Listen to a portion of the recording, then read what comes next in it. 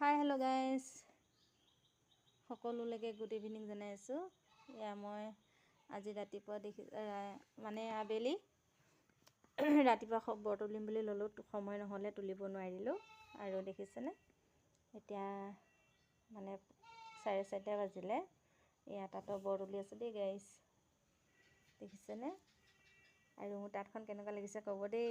সকলোৱে মোক কমেণ্টত সুধিছিলে কি লগাইছে বুলি, আৰু ভিডিঅ'টোৰ জৰিয়তে সকলোকে কৈছোঁ। আজি মই চাদৰ লগাইছিলোঁ, কালি মানে পৰহি লগালোঁ, কালি চলাই শেষ হ'ল। অকলশৰীয়া মানুহ, মই অকলে এজনী মানুহ, সেইটো কাৰণে 2 দিন লাগিলে মোৰ চলাওঁতেনে।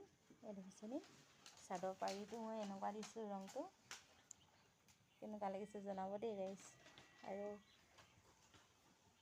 দিম বাৰু চাদৰখন বৈ থকা তাঁতৰ শালত কেনেকুৱা লাগিছে। দেখিলে আপোনালোকে দেখি ভাল পালে কমেণ্ট কৰিব দেই গাইজ।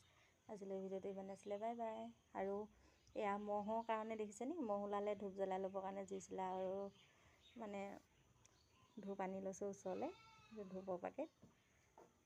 এইখন মোৰ তাঁতখন কেনেকুৱা লাগিছে জনাব দেই গাইজ, বাই বাই।